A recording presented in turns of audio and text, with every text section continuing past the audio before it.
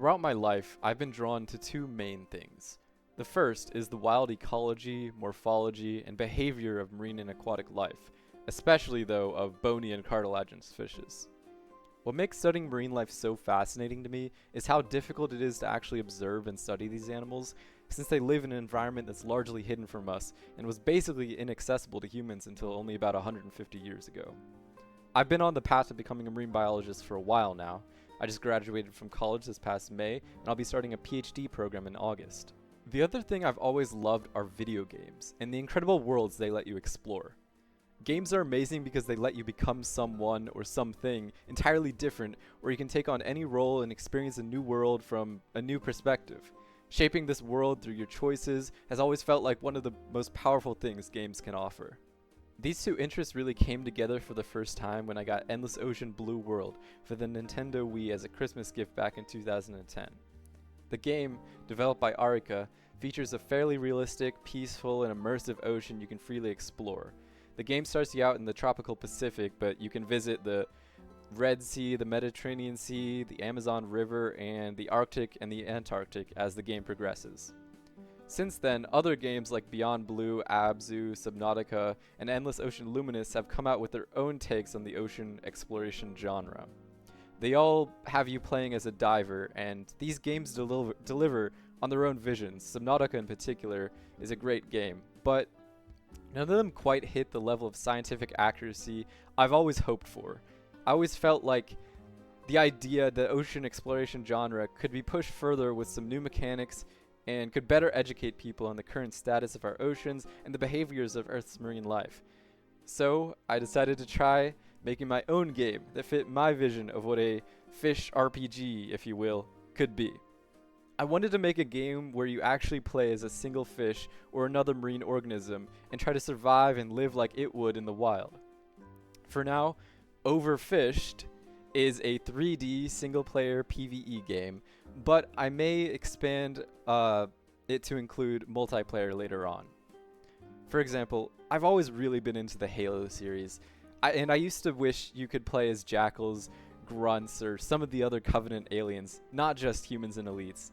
That same idea of stepping into the role of a different, somewhat overlooked creature that no one really wants to play as has always stuck with me. Of course, playing as something like an anchovy might not be the most engaging if we were aiming for full realism, so I've decided to lean into some light fantasy and give each of my designated classes of organisms unique abilities akin to a hero shooter such as Overwatch. These abilities are all based on real traits and real behaviors of each marine organism, and you unlock them as you grow up over the course of a single playthrough. Before starting a game, you must first choose a class, which is a larger grouping of organisms that share common real-life traits and in-game abilities, as well as a skin, which is a species within your class. When you start a playthrough, you start as the youngest instance of your selected class, like a larvae for a fish, or a hatchling for a sea turtle. As you survive, feed, and avoid predators, you grow, unlocking new abilities and earning points. Your perspective changes, your world gets bigger, and your predators and prey shift. But the ocean is very unforgiving, and many fish meet a premature end. The end goal of a playthrough is to make it to adulthood and reproduce, because of course the primal goal of all life is to create more life. The points you get from playing the game let you unlock new classes and new skins. Besides fleshing out the concepts, the first step was picking an engine, which was a pretty easy choice. Unreal Engine has outstanding 3D support, so I jumped into it and started building the menu and the HUD. I added things like health, stamina, and hunger systems, as well as refilling ability bars, a depth meter, and a progression bar for tracking your progress to the next level. I also set up some basic ways to interact with and damage AI. I then created the basic landscape for the first map, which will be an atoll located within Tuvalu in the western Pacific Ocean. I'll be adding additional maps later on, but you will only be able to play as native species for each region. But there was only so far I could go without my own model. So I was dreading it, but I learned Blender and created my first fish, an adult common blue striped snapper.